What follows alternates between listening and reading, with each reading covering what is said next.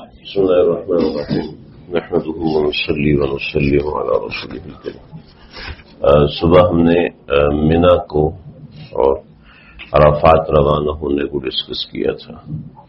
ذہنوں میں بات ہے اب حضرات کے؟ تھوڑا سا خلاصہ بتا دوں کہ ہم نے مختصر سامان لینا ہے جو صرف ہمارا بیگ پیک میں ہوگا، باقی سارا سامان یہیں پر رہے گا، اور اس سامان کے اندر چٹائی ہوگی، احرام کی ایک زائد چادر ہوگی، اور سن گلاسز ہوں گے، چھتری ہوگی، چٹائی ہوگی، اور جو نیک فین ہے وہ ہوگا، موبائل کا چارجر، بس یہ بیسیکلی موٹی موٹی چیزیں ہوں گی، کسی کی دوائی وغیرہ ہے۔ یہاں سے مینا جائیں گے، مینا میں قیام ہوگا، پھر تقریباً 24 گھنٹے مینا کا قیام ہوگا، اس کے بعد عرفات جائیں گے۔ امید ہے کہ صبح فجر ہم عرفات میں پڑھیں یا فجر پڑھ کے ہم عرفات کے لیے نکلیں۔ میکسیمم یہ ہوگا کہ فجر پڑھ کے عرفات جائیں گے یا پھر فجر جا کے عرفات میں پڑھیں گے۔ عرفات کا سفر گھنٹہ، 1.5 گھنٹہ، 2 گھنٹہ اتنے کا ہوتا ہے عام طور پر۔ کبھی کوئی گاڑی پھنس جائے یا کوئی ایسا مسئلہ ہو جائے تو ایک الگ بات ہے، نارملی اتنا ہوتا ہے۔ عرفات جا کے ظہر تک ہم نے آرام کرنا ہے، ظہر تک کوئی عبادت نہیں ہے۔ ظہر کے بعد سے عبادت شروع ہوتی ہے کہ مسجد نویرہ کے اندر خطبہ ہوتا ہے، اور وہ خطبہ سننا ضروری نہیں ہے، لیکن سن لے تو اچھی بات ہے کہ زوال کا وقت کنفرم ہو جاتا ہے۔ اس کے بعد خطبے کے بعد پھر ظہر کی نماز ہوگی۔ ظہر کی نماز ہم جماعت سے اپنے خیمے میں ادا کریں گے۔ خواتین کا خیمہ مردوں کے خیمے سے الگ ہوتا ہے، ساتھ ہی ہوتا ہے، تو خواتین اپنے خیمے میں ہوں گی، مرد حضرات اپنے خیمے میں ہوں گے، اور ظہر کی نماز پڑھ کے ہم انشاءاللہ ایک اجتماعی دعا کریں گے، 15 منٹ، 20 منٹ، آدھا گھنٹہ حسب توفیق۔ اس کے بعد ہر بندہ اپنے خیمے سے باہر، یا کوئی ایسا مسئلہ ہے جیسے خواتین ہیں وہ خیمے کے اندر یا اپنے شوہر کے ساتھ جا رہی ہیں، تو خیمے سے باہر کسی درخت کے نیچے جگہ پکڑ لیں اور وہاں پر کھڑے ہو کے نیچے اپنی چٹائی بچھا لیں، احرام کی چادر بچھا لیں، اور وہاں پر کھڑے ہو جائیں، جتنی دیر سقط ہو کھڑے ہو کر، پھر بیٹھ کر، پھر سجدے میں جو ممکن ہو اتنی طویل کوشش کریں، دعا کریں۔ میں نے آپ سے عرض کیا تھا کم از کم کوشش کریں کہ جو پہلا شاٹ ہوگا 2 گھنٹے کا ہوگا۔ اس میں کچھ دعائیں منقول ہیں، وہ میں عرفات کے دن ہی انشاءاللہ بھیجوں گا، کہ ایک دعا ہے نبی علیہ الصلوۃ والسلام نے وہ دعا فرمائی ہے، تو حضرات فقہا کہتے ہیں اس دعا کو 100 مرتبہ مانگ لیا جائے۔ اسی طرح قل هو اللہ احد ہے، اس کے بعد درود ابراہیمی کا ایک شارٹ فارم ہے، وہ میں انشاءاللہ عرفات کے دن گروپ میں شیئر کر دوں گا، تو اس سے دیکھ کے آپ پڑھ سکتے ہیں کہ اپنی دعاؤں کا آغاز اس سے کریں گے انشاءاللہ۔ اور کوشش یہ ہو کہ 2 گھنٹے، یہ جو 2 گھنٹے ہوں گے آپ کی زندگی کے قیمتی ترین گھنٹے ہوں گے، یہ سب سے اہم ترین اوقات ہوں گے جس کے لیے ہم یہاں پر آئے ہیں۔ اصل یہ 2 گھنٹے ہوں گے، پھر 2 گھنٹوں کے بعد ظاہر بات ہے بعض لوگ 2 گھنٹے، بعض لوگ 3 گھنٹے، پچھلی مرتبہ تو ہمارے ماشاءاللہ کئی ایسے حاجی تھے جن کو 3 گھنٹوں کا پتہ ہی نہیں چلا، یعنی وہ اتنے مشغول ہو گئے، اتنے اپنے آپ کو انہوں نے بیزی کر لیے دعا کے اندر کہ یعنی ان کو خود جو محنت کر رہے تھے اور من جانب اللہ رسپونڈنگ ایسی مل رہی تھی کہ 3 گھنٹے کا پتہ ہی نہیں چلا۔ تو عام کچے سے کچا حاجی آرام سے 1.5 گھنٹے، 2 گھنٹے آرام سے کھڑا ہو جاتا ہے۔ شروع میں تھوڑی دقت ہوتی ہے کیونکہ ہم لوگ لمبی دعا مانگنے کے عادی نہیں ہیں، تو شروع میں تھوڑا سا اپنے آپ کو اٹیچ کرنے میں پریشانی ہو رہی ہوتی ہے، تو اس سے مایوس نہیں ہونا، یار میں اتنا گندوں اٹیچ ہی نہیں ہو پا رہا۔ آہستہ آہستہ بندہ انوالو ہونا شروع ہو جاتا ہے اور مستقل دعا میں بزی ہو جاتا ہے۔ تو کوشش یہ کریں کہ آپ 2 گھنٹہ اور 2.25 گھنٹہ، 2.5 گھنٹہ، 3 گھنٹہ یہ دعا مانگیں۔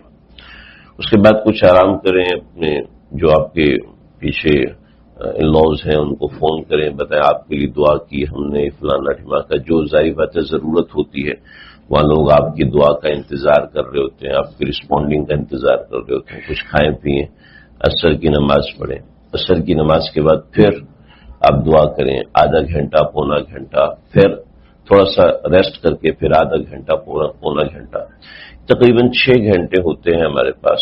اس 6 گھنٹے کے اندر کوشش یہ کرنی ہے 4 سے 4.5 5 گھنٹے ہمارے دعا میں گزرے. ٹھیک ہے جی. اور یوں ہمارا مغرب کا وقت داخل ہو جائے گا. مغرب کا وقت داخل ہونے کے بعد ہمارا کوئی کام نہیں ہے، ہمارا صرف ایک کام ہے کہ ہم نے جمع ہونا ہے، اور جمع ہو کے ہمارا گروپ ایک جگہ پر اکٹھا ہوگا اور ہمیں بسوں میں بٹھائے گا. ہمارے ساتھی ہوں گے، وہ گروپ کے بینرز پکڑے ہوئے ہوں گے، اونچی سی لکڑی کے ذریعے سے بینر پکڑے ہوئے ہوں گے. آپ نے ایک کام یہ کرنا ہے کہ اگر آپ اکیلے ہیں تو آپ اس بینر کے پیچھے چلیں گے اور ساتھ رہیں گے. ایک بات. دوسری بات یہ ہے کہ اگر آپ اکیلے نہیں ہیں، آپ کی کوئی محرم آپ کے ساتھ ہے، خاتون آپ کے ساتھ ہے، تو آپ ان کو اپنے ساتھ لیں گے. وہ خواتین کے ساتھ ہوگی، میں مردوں کے ساتھ ہو گیا، یہ نہیں کرنا. اس سے بہت لوگ پریشان ہوتے ہیں، کیونکہ وہ دوسری بس میں بیٹھ گئیں، آپ دوسری بس میں بیٹھیے تو آپ بھی انکمفرٹیبل ہو جائیں گے، وہ بھی انکمفرٹیبل ہوگی. اور 2 بسیں اکٹھی نہیں چل سکتی وہاں پر. اگر ایک بس کا فاصلہ بھی آ جاتا ہے تو وہ بس ہزاروں بسوں میں گم ہو جاتی ہے. اور میں یہاں پہنچا ہوں، دوسری بس ادھر پہنچے گی، تیسری بس ادھر پہنچے گی، دونوں میں 3 کلومیٹر 4 کلومیٹر کا فاصلہ ہوگا. اور چونکہ عرفات سے نکلتے وقت مختلف قسم کی چیزیں ہوتی ہیں. پہلی چیز یہ ہوتی ہے، عرفات میں انسان اگر پوری طرح اپنے آپ کو مشغول کرے تو بالکل ایسا محسوس ہوتا ہے جیسے فرشتے اس کی دعاؤں پہ آمین کہہ رہے ہیں. ہر بندہ محسوس کر سکتا ہے، جو جتنا انوالو کرے اپنے آپ کو محسوس کر سکتے ہیں. عجیب روحانیت عرفات میں ملتی ہے. وہ روحانیت آپ کو کسی اور مقام پہ نہیں ملتی سوائے ایک جگہ کے، وہ میں آگے بتاؤں گا. یہ روحانیت آپ کو مینا میں بھی نہیں ملتی، مزدلفہ میں نہیں ملتی ہے، یوم النحر میں نہیں ملتی، کہیں نہیں ملتی.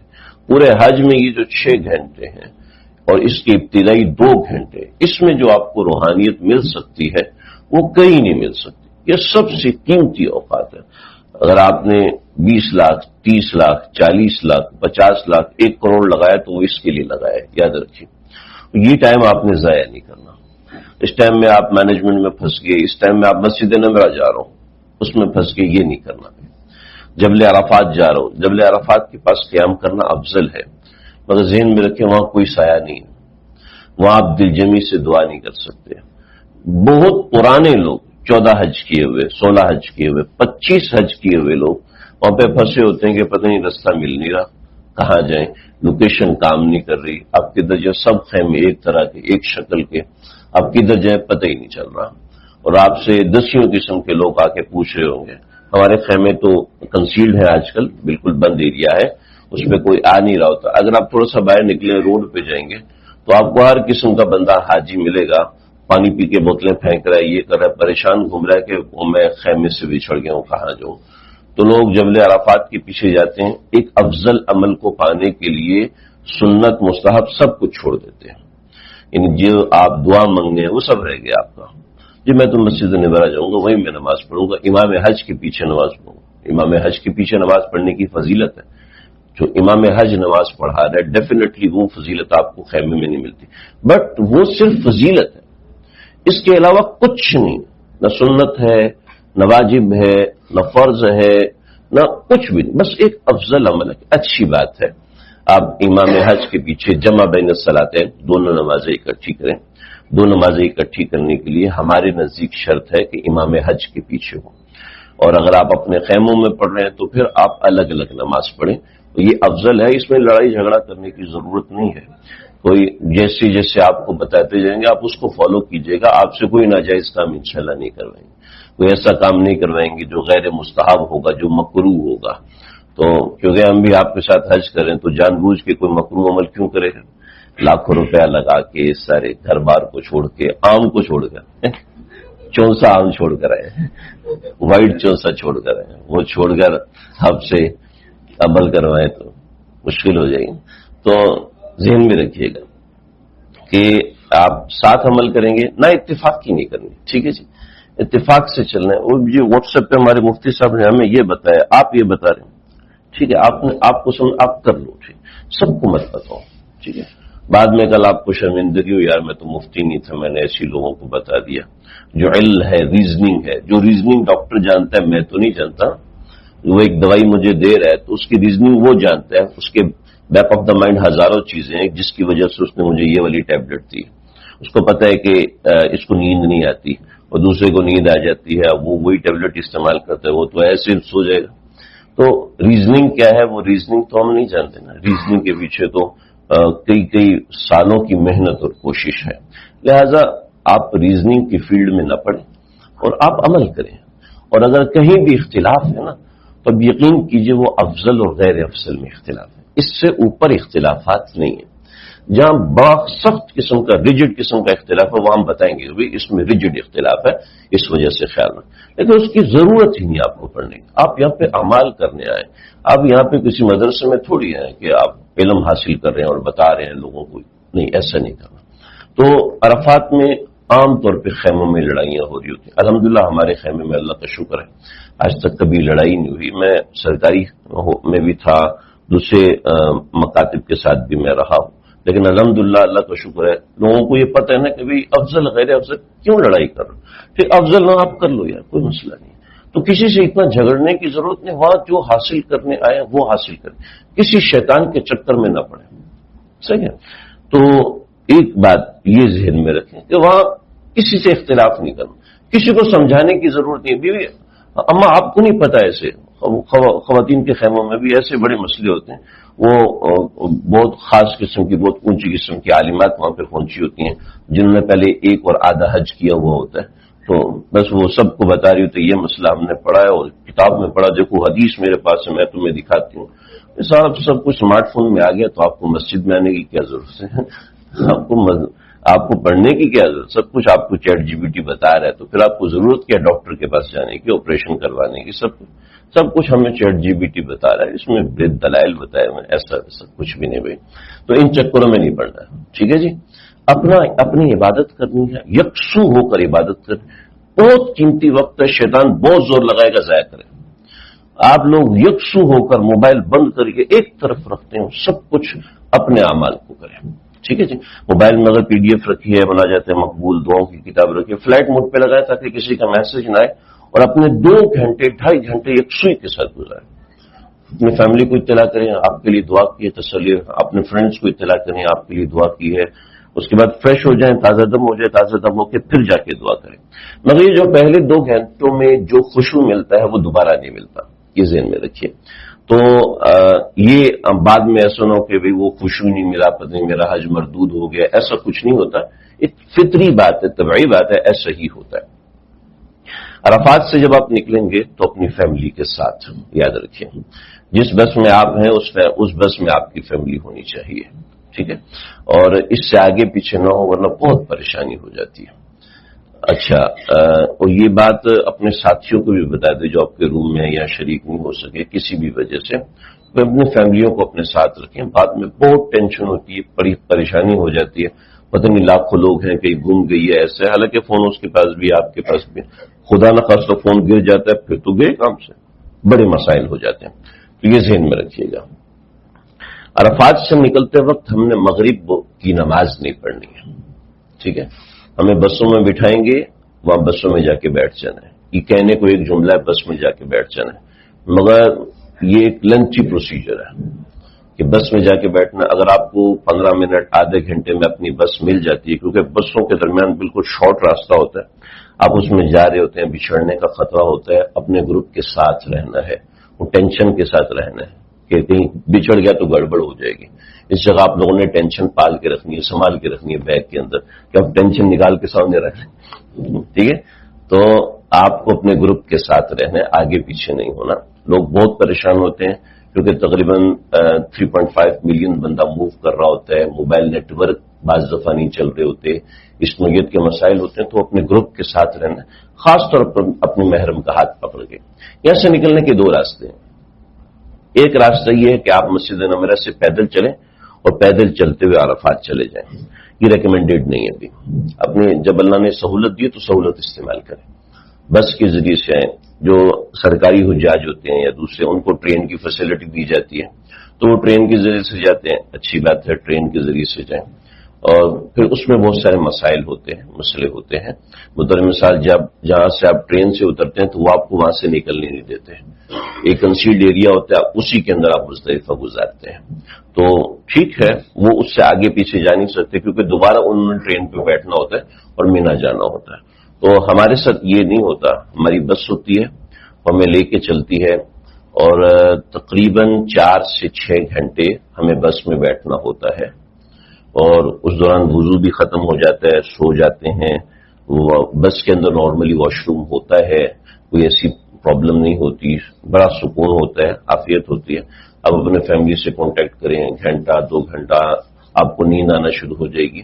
عرفات سے نکلتے وقت ایک عجیب سی خوشی آپ کو محسوس ہو رہی ہوتی ہے، اور بڑی عجیب طمانینت کی، ایک اطمینان کی کیفیت ہو رہی ہوتی ہے۔ یہ حدیث میں بھی آیا، نبی کتاب المناسک کی احادیث جتنی بھی ہیں، جب عرفات سے نکلے تو آپ کی اونٹنی اتنی خوش تھی کہ وہ تیز بھاگنے لگی، اور ایسی تیز بھاگی کہ آگے جو صحابہ کرام چل رہے تھے وہ زد میں آ رہے تھے۔ تو آپ علیہ الصلوۃ والسلام نے اونٹنی کی لگام ایسے کھینچی، اور ایسے کھینچی ہے کہ وہ اونٹنی کا جو سر ہے وہ آپ کے کجاوے جس لکڑی پہ آپ بیٹھے ہوئے تو اس پہ لگ رہا تھا، یعنی اونٹنی پہ اتنی خوشی کی کیفیت تھی۔ تو لوگوں پہ ایسی خوشی کی کیفیت تھی کہ جیسے لوگ دوڑ رہے ہیں۔ تو آپ نے فرمایا علیکم السکینہ، علیکم الوقار، علیکم السکینہ، علیکم الوقار۔ ایک عجیب سی خوشی کی کیفیت عرفات سے نکلتے وقت ہو رہی ہوتی ہے، ایک سکون کی کیفیت اللہ ہر حاجی کو عطا فرماتے ہیں۔ یہ ایک چھوٹی سی علامت بھی ہوتی ہے کہ ہم نے تمہارے عمل کو قبول کیا۔ اور حدیثوں میں آتا ہے جو عرفات کے میدان میں آ کے کھڑا ہو گیا اللہ اس کے حج کو قبول کر لیتے ہیں۔ اور اتنے لاکھوں حاجیوں میں شاید کوئی ایک ایسا حاجی ہو جس کی آمین کی وجہ سے اللہ ہمارے حج کو قبول فرما دے۔ وہاں آپ نے مایوس نہیں ہونا، جو عرفات سے نکلتا ہے تو عرفات سے نکلنے کے ساتھ بڑی بشارتیں ہیں۔ جو میدان عرفات میں آیا اللہ رب العزت اس کی عبادتوں کو قبول فرما لیتے ہیں۔ اور خرجت کیوم ولدتہ امہ، وہ ایسے نکلتے جیسے آج اس کی ماں نے اس کو جنا ہے۔ تو یہ اتنا مبارک اور متبرک ترین مقام ہے۔ تو یہاں عرفات سے ہم لوگ مزدلفہ کی طرف روانہ ہوں گے بسوں کے ذریعے سے، ٹھیک۔ اور بس پچھلے سال ہمارے ساتھ ہے، صبح زندگی میں پہلی بار کہ ہم تقریباً 1.5-2 گھنٹے میں مزدلفہ پہنچ گئے، اور ہماری ساری بسیں 1.5-2 گھنٹے میں مزدلفہ پہنچ گئیں۔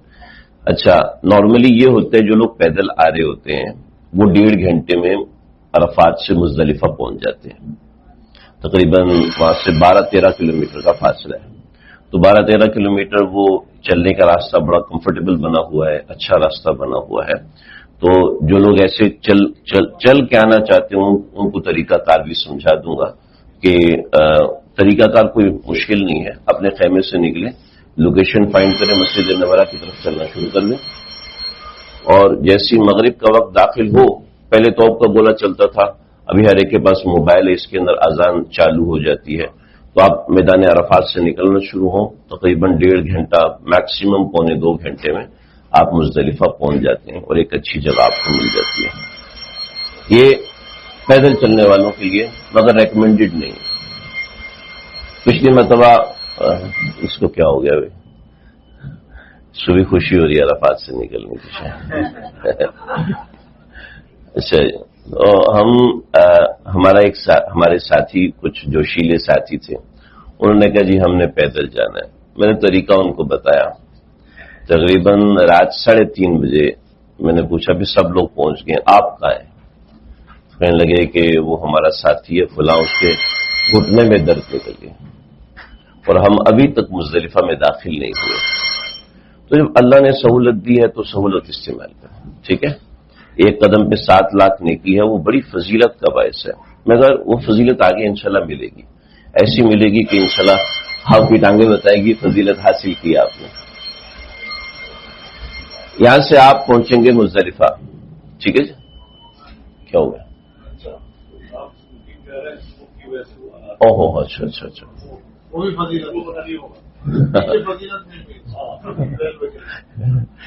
چلے دیکھیے، مزدلفہ کی رات ایک بڑی مزیدار رات ہوتی ہے، ایک بڑی ایسی رات ہوتی ہے جو آپ کو پورا حج بھول جائے گا۔ مگر یہ رات نہیں بھولے گی. آپ کو 3 سال 4 سال بعد عرفات میں کیا ہوا تو بھول سکتا ہے، مگر مزدلفہ کی رات بڑی مزے کی ہوتی ہے. ایک اس میں عجیب کھلے آسمان تلے گزارنے والی رات ہے، اور ہمارے پاس 2 سہولتیں ہوتی ہیں. ہماری بس ساتھ کھڑی ہوتی ہے، آپ بس میں بھی بیٹھ سکتے ہیں. اب واللہ تعالی عالم وہ سعودی اجازت دیتے ہیں نہیں دیتے. پچھلے سال اجازت دے دی، اس کے علاوہ نارملی عام کبھی اجازت دیتے ہیں کبھی اجازت نہیں دیتے. تو بسیں پاس کھڑی ہوتی ہیں. بہتر یہ ہوتا ہے. اچھا ٹھیک. ہاں کھلوا لیں.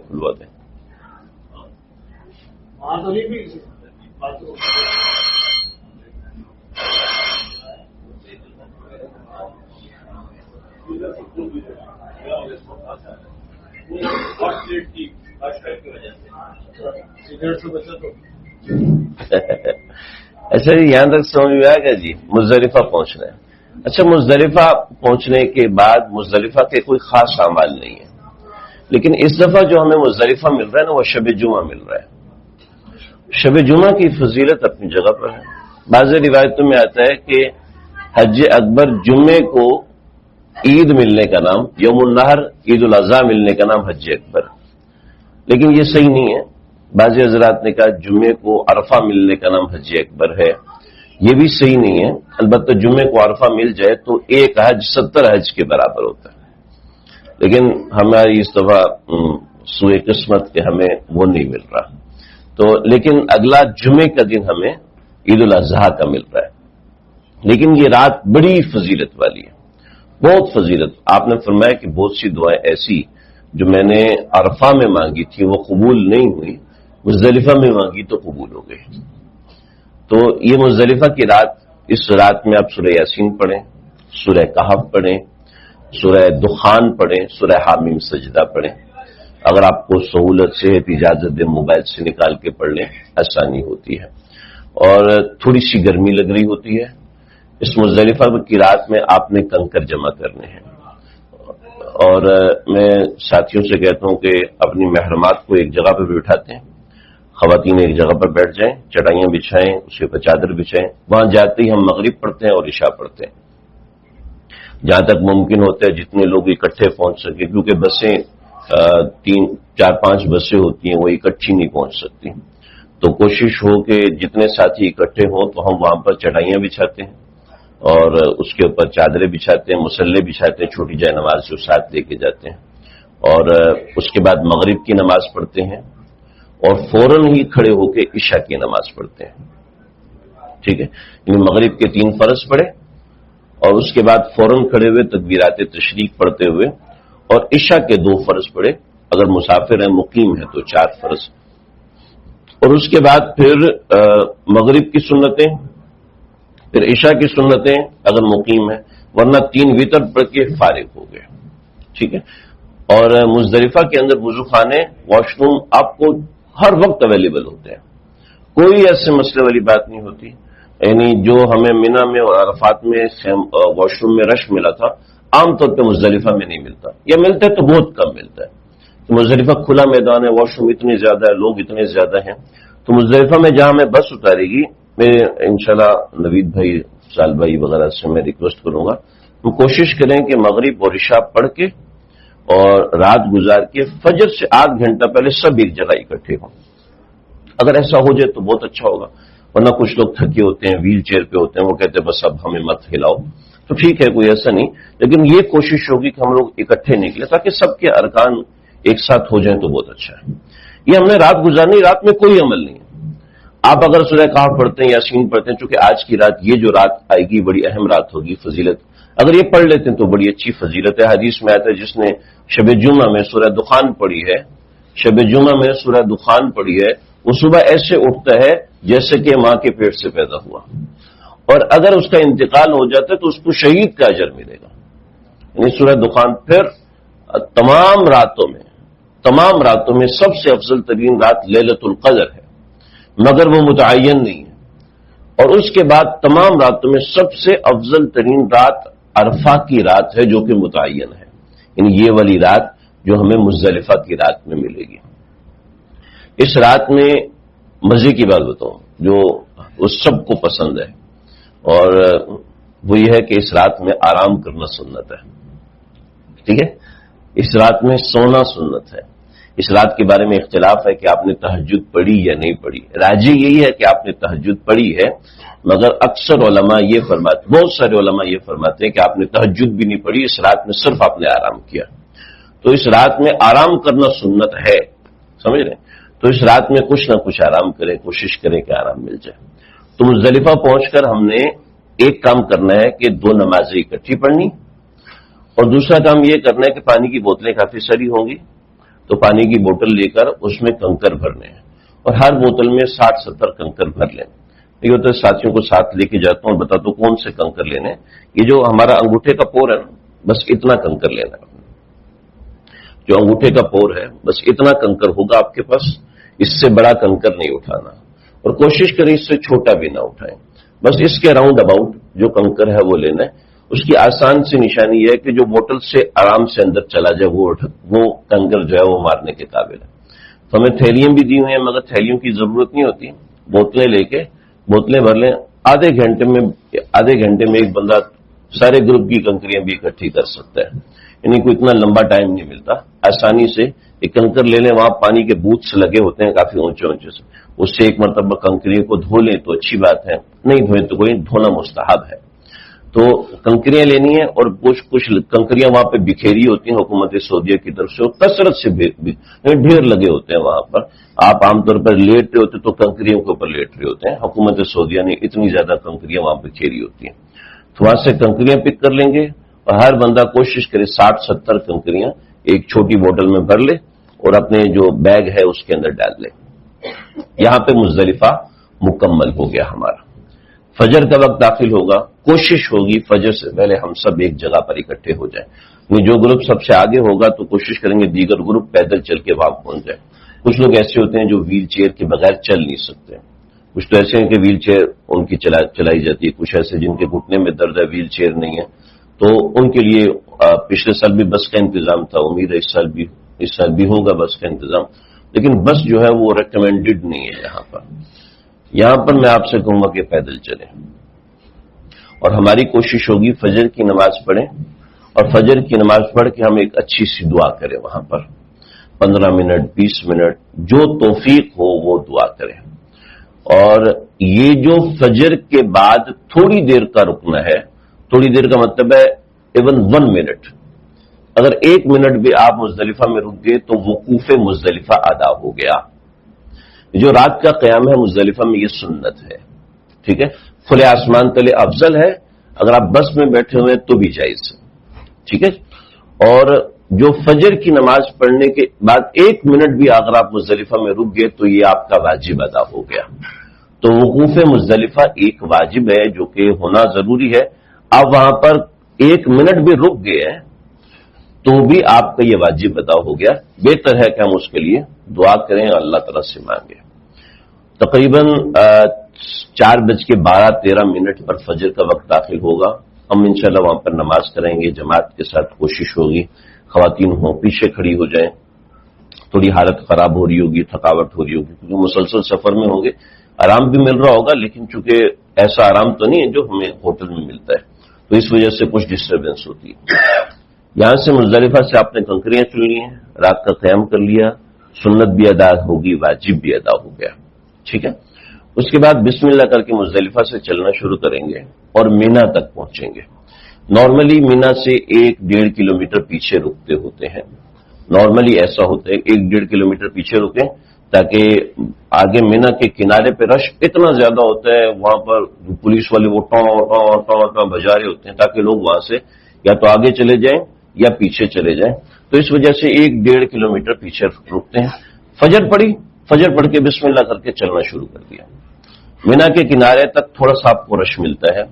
مینا میں داخل ہونے کے بعد رش نہیں ملتا. ٹھیک ہے، اور تھوڑا سا رش اس لیے انہوں نے کیا ہوتا ہے کہ لاکھوں لوگ اگر ایک ہی جگہ اکٹھے ہو جائیں تو پھر مشکل ہو جاتی ہے. تو درمیان میں پولیس والے ہاتھ باندھ کے کھڑے ہوتے ہیں تاکہ لوگ جو ہے ڈسٹریبیوٹ ہو جائیں اور تھوڑا سا سپیس بن جائے. ایسا نہ ہو کہ ہوا تنگ ہونے لگے، آکسیجن کم ہو جائے. تو اس وجہ سے پولیس والوں نے کسی جگہ پر بوٹل نیک بنایا ہوتا ہے کہ لوگ جو ہے وہ تھوڑے تھوڑے کر کے گزریں تاکہ آگے جو ہے کھلے کھلے چلیں. تو یہ مزدلفہ کے کنارے تک ہوتا ہے. اور اگر ہم جتنا جلدی نکل جائیں تو یہ سٹارٹ نہیں ہوا ہوتا. یہ سٹارٹ ہوتا ہے تقریباً 7 بجے 7:30 بجے. اور ہم امید ہے کہ 4 سوا 4 بجے نماز سے فارغ ہوئے 4:45 بجے ہم مزدلفہ سے نکل جائیں گے. 6:15 تک ہم انشاءاللہ مینا کے کنارے پہنچ جائیں گے. میکسیمم ٹائم بتا رہا ہوں.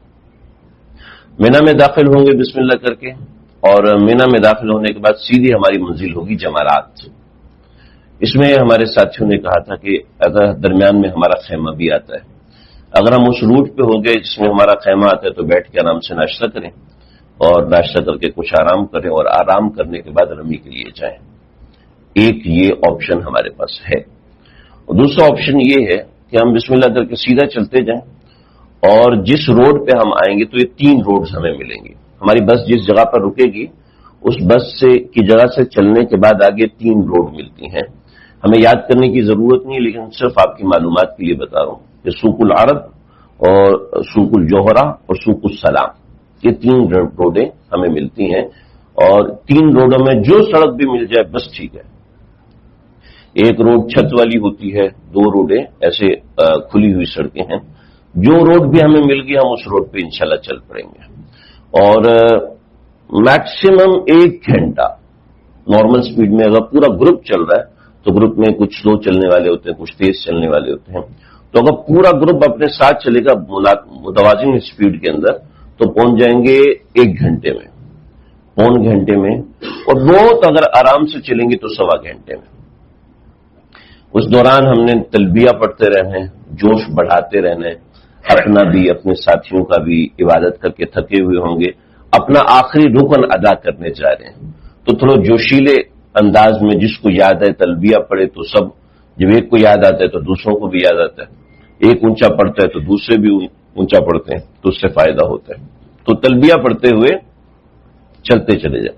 فار ایگزامپل کوئی بندہ الگ ہو گیا اپنے گروپ سے, کسی بھی وجہ سے الگ ہو تو کوئی مسئلہ نہیں, وہ یہی عمل اکیلا کرے, انشاءاللہ کوئی مسئلہ نہیں ہوتا. اور جو اکیلا ہوتا ہے وہ آرام سے چلتا ہے. تو جیسے میں پچھلی دفعہ اکیلا ہو گیا تھا, ہمارا کافی گروپ آگے نکل گیا تو میں کچھ ساتھیوں کے ساتھ تھا, تو میں تقریباً آدھے گھنٹے میں نے پورا مینا کراس کر لیا.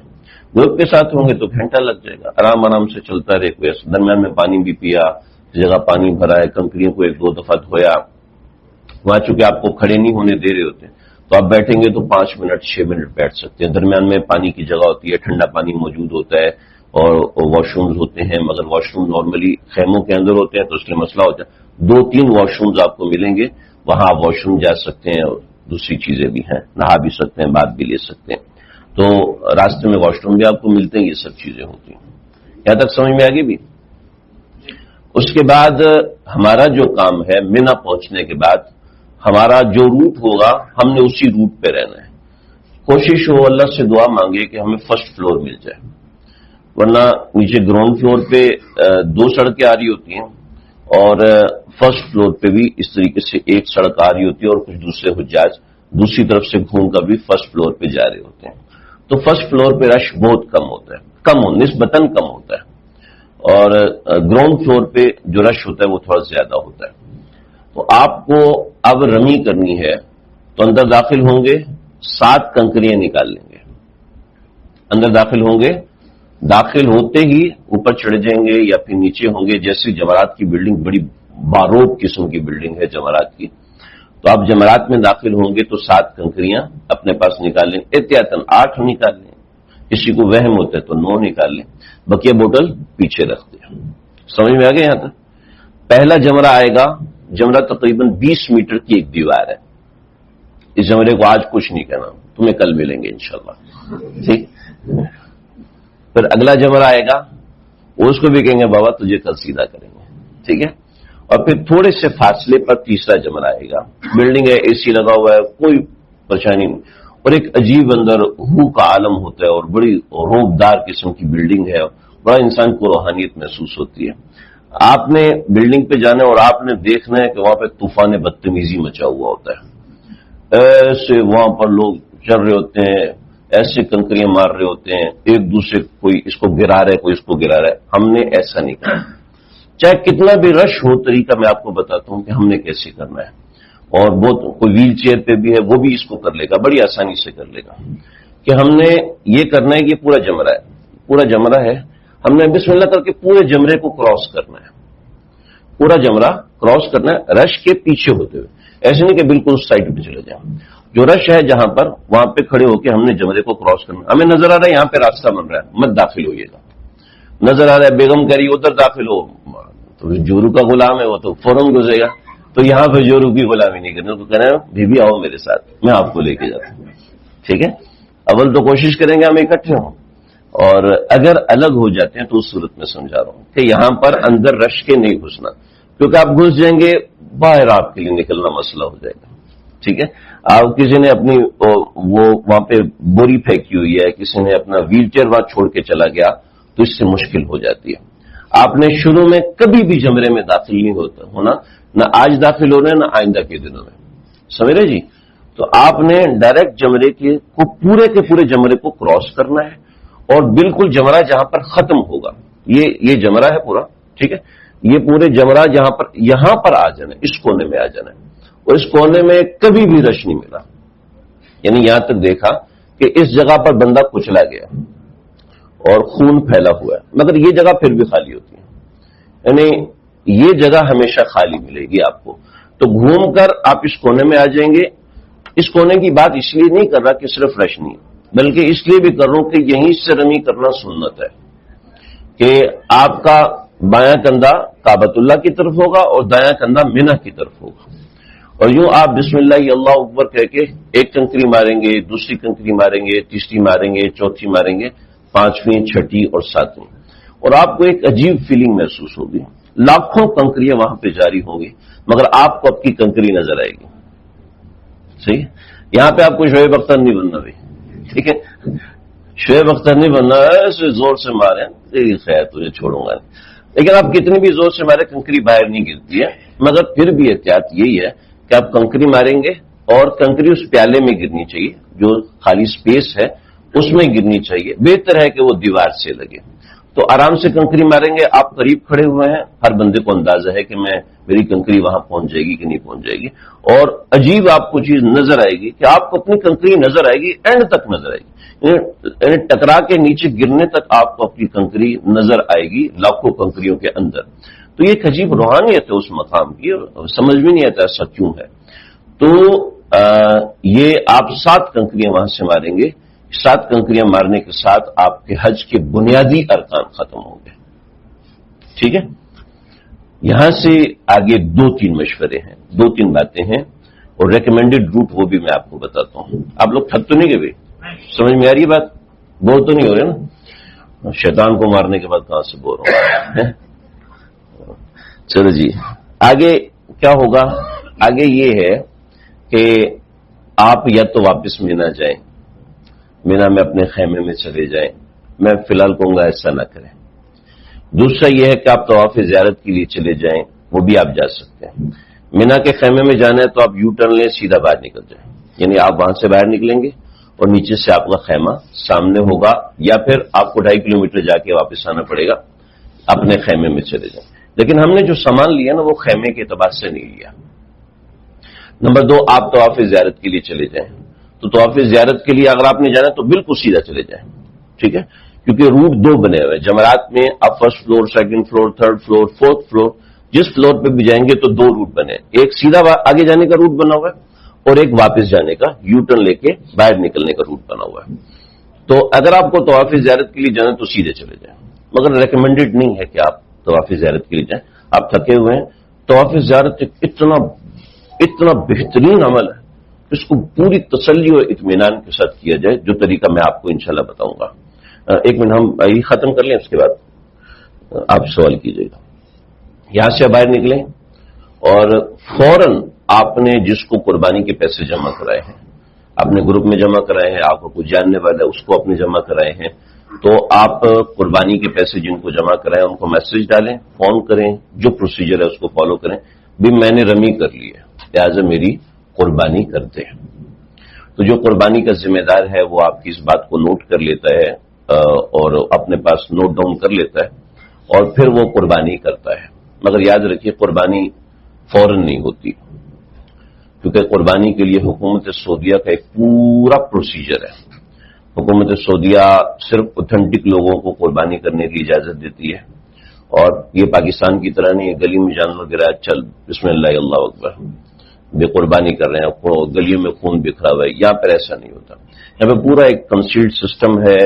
وہاں پر پورا ایک صحرا ہے، صحرا میں حدود حرم کے اندر وہاں پہ جانور ہوتے ہیں، پولیس وہاں پہ گھوم رہی ہوتی ہے. کوئی خبردار گندگی ایک مکھی اگر آپ کو نظر آئی تو پھر تمہاری خیر نہیں. یعنی اتنی یہ لوگ اس کا خیال کرتے ہیں. تو قربانی کا ایک پورا سسٹم ہے. تو اس کے لیے کبھی آپ کو 2 گھنٹے لگ سکتے ہیں، کبھی 4 گھنٹے، کبھی 6 گھنٹے، کبھی 8 گھنٹے. جب تک آپ کی قربانی نہیں ہوگی آپ احرام سے باہر نہیں آ سکتے. ٹھیک ہے؟ جب تک قربانی نہیں ہے آپ کو حالت احرام میں رہنا ہے. تو آپ نے اطلاع کر دی میری قربانی ہوگی، تو اب وہاں سے چلیں گے اور اپنے ہوٹل میں آ جائیں گے. مینا سے یہاں سے نکلیں گے ہم لوگ، اور پیچھے قبر خالد ہے. ٹھیک ہے؟ قبر خالد تک 1.5 کلومیٹر. ٹھیک ہے؟ قبر خالد کے اندر آدھا کلومیٹر، اور قبر خالد سے ہماری اس ہوٹل کے پاس 1 کلومیٹر. تقریباً یہ 3 گھنٹے 3 کلومیٹر کا سفر بنتا ہے. تو تھکے ہوئے ہوتے ہیں، پہلے 6 کلومیٹر چل کے آتے ہیں، تو یہ تھوڑا سا لینتھی ہو رہا ہوتا ہے، مشکل ہو رہا ہوتا ہے. مگر ہمت کریں گے تو بڑی آسانی کے ساتھ پہنچ جائیں گے. ہوٹل میں پہنچ کے آپ کو بڑی خوشی ہوگی کہ الحمدللہ آپ جنت میں آ گئے، پہلے تو بڑی مشکل سے گزارا کیا. تو یہ آپ ہوٹل میں پہنچ کے اپنی قربانی ہونے کا انتظار کریں گے. جیسے آپ کو قربانی کی اطلاع آئے گی تو آپ بال کٹوائیں گی، خواتین بال کٹوائیں گی، مرد حضرات حلق کروائیں گے. اور اس دن ماشاءاللہ حجام کی چاندی ہو رہی ہوتی ہے. ایک حلق وہ 10 ریال میں کر رہے ہوتے ہیں، 5 ریال میں کر رہے ہوتے ہیں. اس دن خوش نصیب ہوگا جس کو 50 ریال میں حجام مل جائے گا. ٹھیک ہے؟ اور آپ کے کمرے میں اگر کوئی ایسا بندہ ہے جو کہ اس طرح چلانا جانتا ہے تو پھر اس کو اس طرح کر لیں. ٹھیک ہے کہ بھئی آپ کر دو بھئی، اور آپ اس سے احرام سے باہر آ جائیں گے. اس کے بعد آپ احرام کی پابندیاں ختم، اور احرام کی پابندیاں ختم ہونے کے بعد جو افعال ہوتے ہیں کوشش کریں پورا دن آرام کریں. پورا دن آرام کریں. کوئی دوائی کھانی ہو وہ دوائی کھائیں، آرام کریں. یوں آپ کے حج کا پہلا حصہ مکمل ہو گیا. ٹھیک ہے؟ یعنی جو لینتھی پروسیجر تھا، جو مشکل کام تھے، جو حالت احرام کے کام تھے، وہ سب ختم ہو گئے. لیکن اس کے ساتھ تمام پابندیاں احرام کی ختم ہو گئیں، لیکن بیگم صاحبہ حلال نہیں ہوئی. ٹھیک ہے؟ بیگم صاحبہ حلال ہونے کے لیے طواف زیارت کرنا پڑے گا. سمجھ رہے جی؟ ہمارے یہ مسئلہ میں خاص طور پہ بتا رہا ہوں کیونکہ ابھی ہمارے ماشاءاللہ ساتھیوں میرے پاس ابھی تک ویڈیو پڑی ہے اور انہوں نے ابھی بدنا کیا ہے. ابھی ان کو مسئلہ پتہ چلا، وہ تو بیگم حلال ہی نہیں تھی. ٹھیک ہے؟ تو بیچارے کو بدنا کروانا پڑا 6000 ریال کا. تو اس پہ بدنا واجب ہو جاتا ہے، اس کا ذرا خیال رکھیے گا. ٹھیک ہے؟ تو کوئی ایسی بات نہیں کرنی جو کہ شہوت انگیز ہو. ٹھیک ہے؟ کوئی ایسی بات ہو بہت اچھی لگ رہی ہو، اس طرح کے جملے کرنے سے بھی پرہیز کرنا چاہیے. میں جمعرات کی رمی کر کے آ رہا تھا تو ایک خان صاحب ملے، اور تو انہوں نے کہا کہ بھئی ہم تو خوش ہوئے اور ہم نے معانقہ کیا اور یہ کیا. میں نے کہا او بھائی کیا ہو گیا، یہ تو جائز ہی نہیں ہے. معذرت کے ساتھ میں ایسی بات کر رہا ہوں، مگر یہ مسئلہ ہونا ضروری ہے کہ چلو انسان بدنا دے دیتا ہے، مگر یہ جو جنایت ہے، اتنا بڑا سفر کیا اور چھوٹی سی چیز کے لیے، چھوٹی سی معاملے کی وجہ سے آپ کے اوپر ایک گناہ واجب ہو جائے، ایک جنایت واجب ہو جائے، آپ اللہ کے ہاں مجرم بن جائے، یہ اچھی بات نہیں. تو اس سے بچنا ہے. ٹھیک ہے؟ دیگر آپ خوشبو لگا سکتے ہیں، کپڑے پہن سکتے ہیں، جوتا پہن سکتے ہیں، سب چیز کر سکتے ہیں، مگر میاں بیوی کے درمیان جو ایسی بات ہوگی وہ بھی نہیں کر سکتے اور صحبت بھی نہیں کر سکتے. تو یہ آپ کا 10 ذی الحج کا دن پورا ہوا. کوشش کرنی ہے رات ہم مینا میں گزاریں گے، مگر اس میں کچھ اور باتیں ہیں، وہ باتیں انشاءاللہ کل صبح ہم انشاءاللہ بیٹھیں گے تو وہ باتیں میں ذکر کروں گا. وہ بڑی اہم باتیں اس میں طواف زیارت ہے، رمی ہے، طواف وداع ہے، اور اس طرح کے دیگر معاملات ہیں.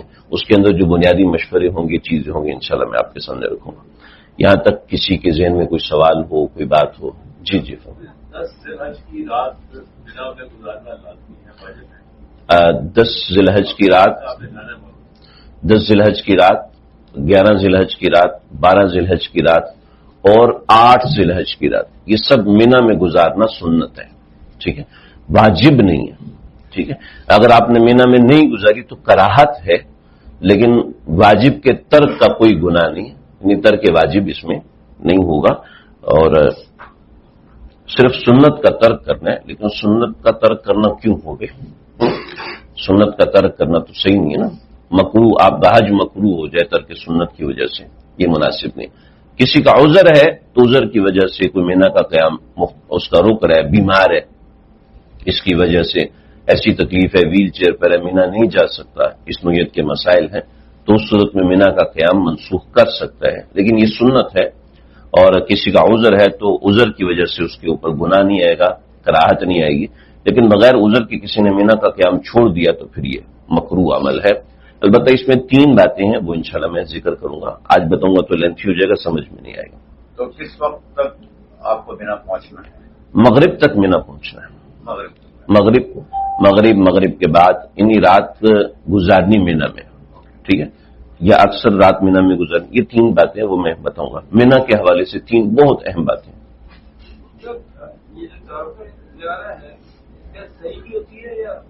بتاؤں گا طواف زیارت اور صحیح آگے بتاؤں گا انشاءاللہ, ابھی بتاؤں گا لینتھ میں. جی آپ پوچھیں سوال.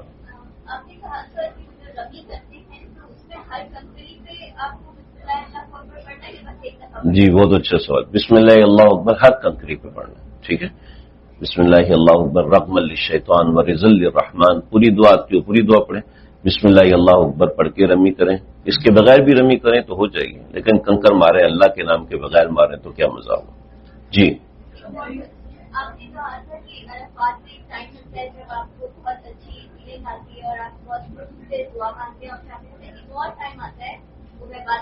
طواف زیارت کے بعد آتا ہے, ٹھیک ہے, انشاءاللہ کل بتاؤں گا.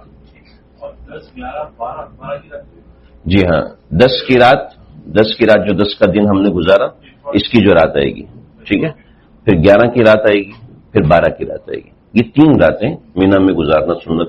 چوتھی رات 8 ذی الحجہ والی رات جو ہم گزار چکے ہیں. جی میں گروپ میں ابھی تو بتا رہا ہوں, یہاں پہ گروپ میں میں ایک پوائنٹ الگ سے بھی بتاؤں گا کہ آج کے دن ہم نے یہ کرنا ہے. خدا نہ خواستہ کوئی گروپ سے الگ ہو جاتا ہے, یا گروپ کے ساتھ رہنا نہیں چاہتا, میں اپنی بیوی کے ساتھ الگ کرنا چاہتا ہوں, یا میں اکیلا ہوں الگ کرنا چاہتا ہوں, تو ہماری گائیڈ لائن اس کے ساتھ بھی دے گی. ضروری نہیں ہے کہ آپ گروپ کے ساتھ ہی رہیں, لیکن اچھا ہے اکٹھے رہنے سے ایک جامعیت آتی ہے, ایک جماعت کے ساتھ اللہ کی برکتیں نازل ہوتی ہیں. جی فرمائیے, سوال کیجیے.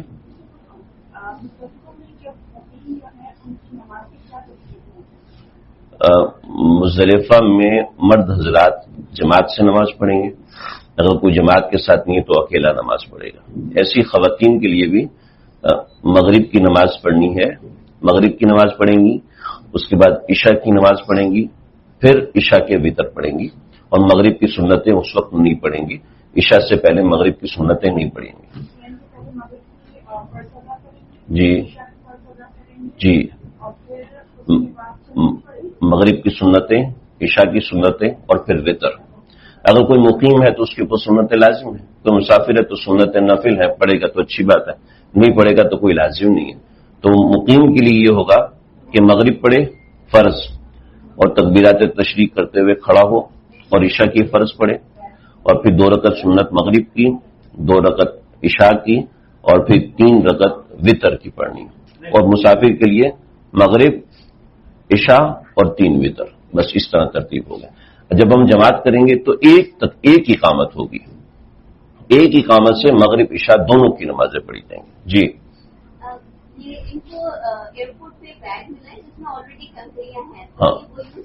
ہاں کر سکتی ہوں, بالکل کر. مزدلفہ سے کنکریاں اٹھانا مستحب ہے, اور مسئلہ اس مستحب کا یہ ہے کہ آپ کو کنکری کہیں نہیں ملے گی, ٹھیک ہے, تو بہتر ہے وہیں سے اٹھا لیں. اور بعض لوگ وہاں پہ کنکریاں بانٹ بھی رہے ہوتے ہیں, تو وہ مل جائے تو پھر بہت اچھی بات ہے. جی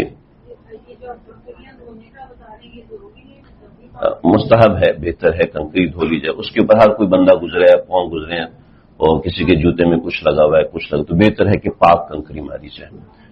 کہ دھونا ضروری نہیں ہے, کسی نے نہیں دھوئی کوئی مسئلے کی بات نہیں, بہتر ہے کہ دھو لی جائے.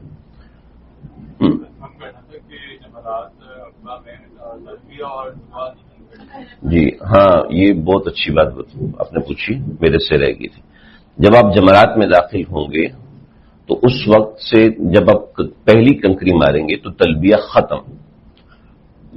لہذا ہم جب مینا سے نکلیں گے تو تلبیہ پڑھتے ہوئے جائیں گے کہ سمجھ لیں ہمارا آخری تلبیہ ہے.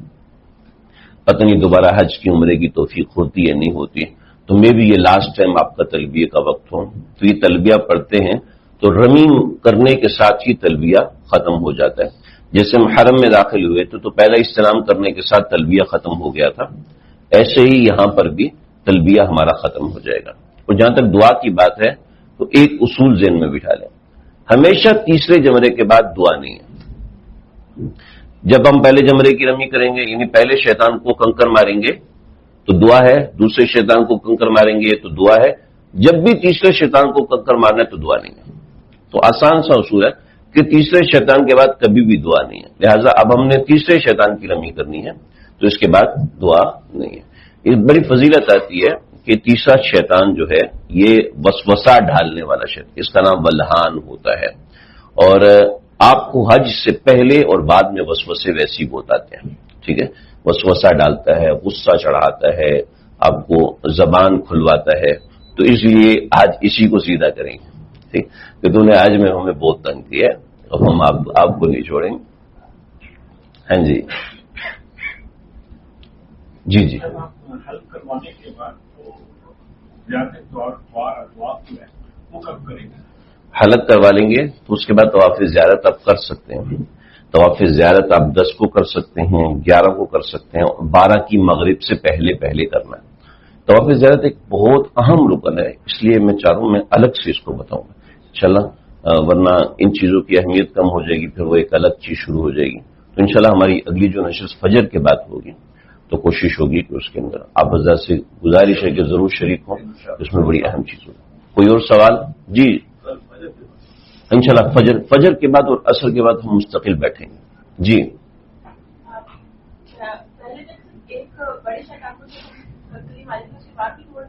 نہیں، اس کے بعد دعا نہیں. پہلے دن تیسرے شیطان کی رمی ہے اور تیسرے شیطان کو جب بھی کنکری مارنی ہے اس کے بعد دعا نہیں ہے. کوئی بھی سوال ہو آپ پریشان نہ ہو، بالکل کھل کے سوال کریں کیونکہ ہو سکتا ہے آپ کے سوال سے کسی کو فائدہ ہو. جی جی ہیں، سارے سائز میں برابر ہیں، ٹھیک ہے، سارے سائز میں برابر ہیں، مگر وہ اس کو بڑا شیطان کہتے ہیں، جمرہ عقبہ یا جمرہ کبریٰ، اس کا نام بڑا شیطان ہے. اصل میں اس نے تو اس نے حضرت ابراہیم کو بہکانے کی کوشش کی تھی، اور جو وسطی ہے اس نے حضرت حاجرہ کو بہکانے کی کوشش کی تھی، اور یہ جو پہلے والا ہے اس نے حضرت اسماعیل کو بہکانے کی کوشش کی تھی. تو اس وجہ سے یہ چھوٹا ہو گیا اور یہ درمیان والا ہو گیا اور یہ بڑے والا ہو گیا. تو اس وجہ سے اس کی وسطی ہے، بڑی اس کی تاریخ ہے، ہم مینا میں انشاءاللہ بات کریں گے اس کے اوپر. ٹھیک ہے جی، صلی اللہ تعالی علی خیر محمد و آلہ وصحبہ اجمعین. بسم اللہ الرحمن الرحیم، الحمد للہ رب العالمین والصلاة والسلام علی رسول اللہ. ربنا تقبل منا صلی اللہ تعالی علی خیر محمد و آلہ وصحبہ.